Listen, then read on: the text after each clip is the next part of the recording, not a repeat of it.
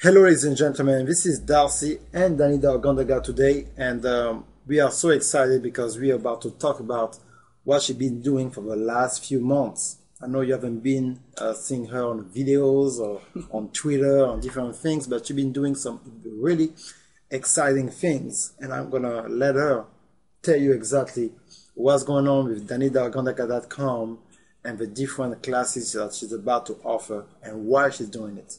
So, Danita, can you please help our audience and let them know what's going on?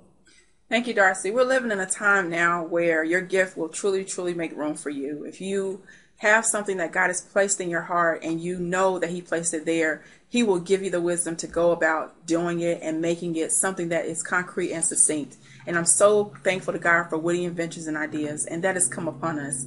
Over the last couple of months, we've been able to really see growth with DanitaOgandaga.com. And with that, been able to go through a lot of speaking engagements, Libreville, Gabon last year. This year, I've been able to speak in a couple of conferences in Greensboro, North Carolina, No More Drama with Your Mate, and a revival in Kinston, North Carolina. Both of those things have really created an opportunity for me to be able to do a lot of online classes and reach a lot of audiences. In addition, through the Orphan No More podcast, it's just been really a wonderful thing. And just through that, God has really opened a door for me to start really getting invitations from a lot of people to really coach and mentor them through the technique that God has blessed me with expressive therapy. It's not something that's completely new, but the way that God has given it to me in terms of revelation and mixing it with the truth that comes from God, the healing that comes from God. A lot of times people look at grief and therapy as something that is second tier and something that's supposed to be dealt with later on. But through that process, God has basically just given me access to a lot of different people and all over the world, people nationally, people internationally. And I like frequent flyer miles and all of that, but God has really given us the ability to go, through your expertise and really tap into the power of video streaming. So I'm just really thankful to God that we're going to be releasing a lot of classes online, webinars.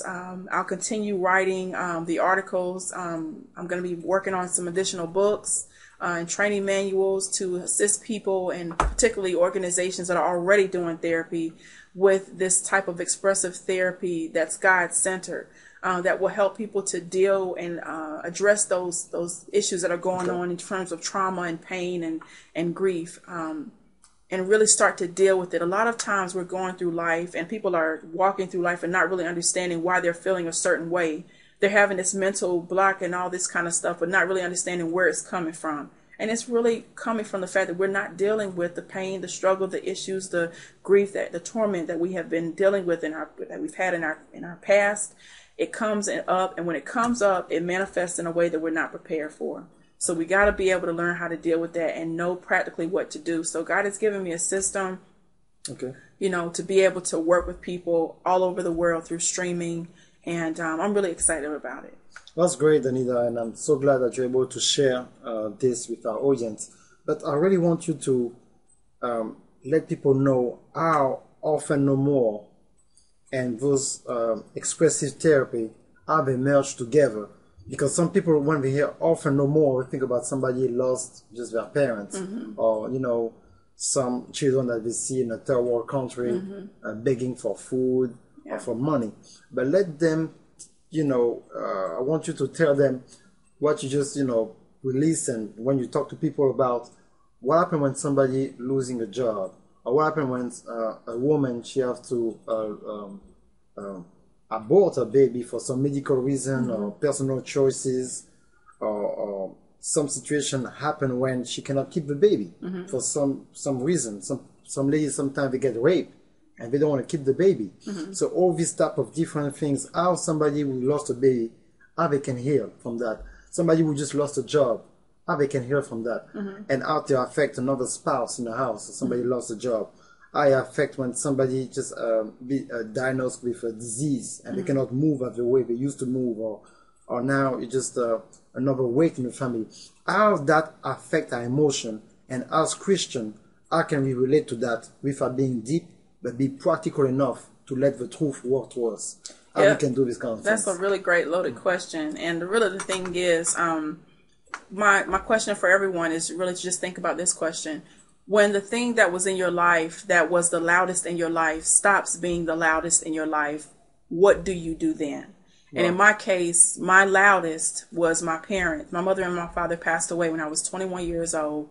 Their voice was the loudest in my life. So when they passed away, everything kind of froze for me in life. And I began to really feel as though I was an orphan, even though I was 21. For the last 14 years, I have not had the voice of my mother and my father, the financial assistance or anything from my mother and my father. But I had to allow myself to go through the process of realizing that I wasn't an orphan.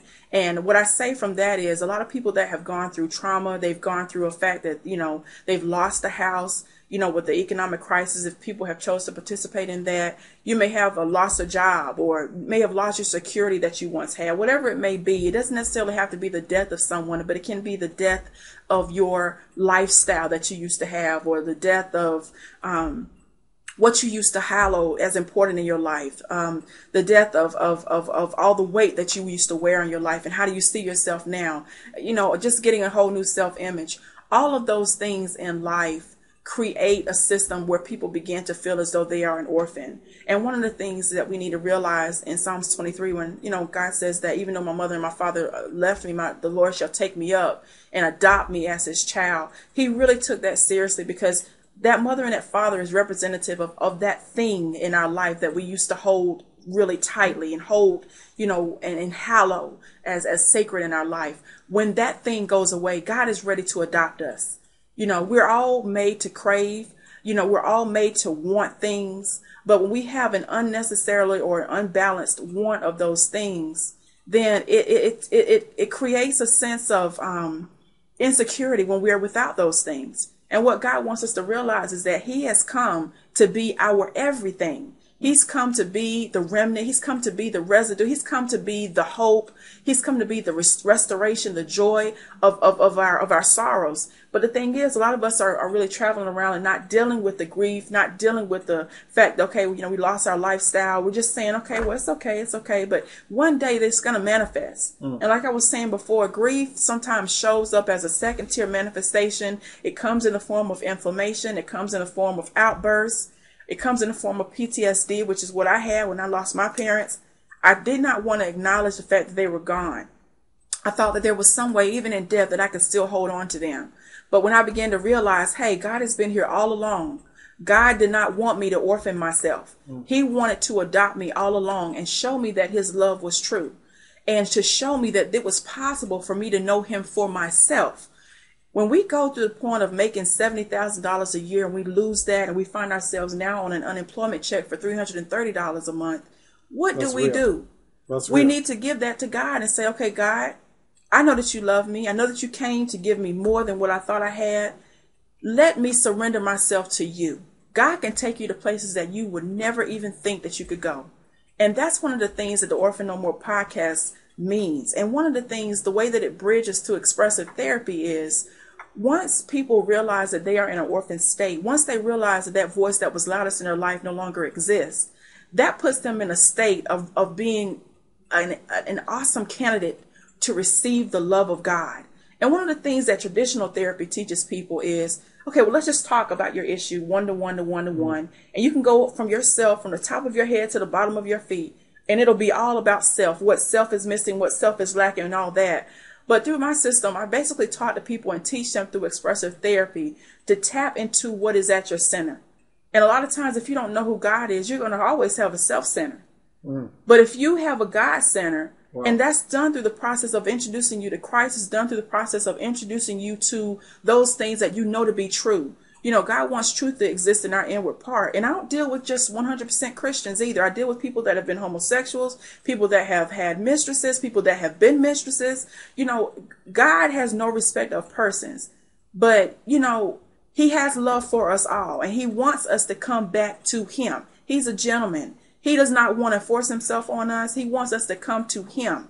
So expressive therapy is basically the way that I basically take people through the process of healing and coming back to their center, going back to their first love, which is God. Wow, I really like what you just said.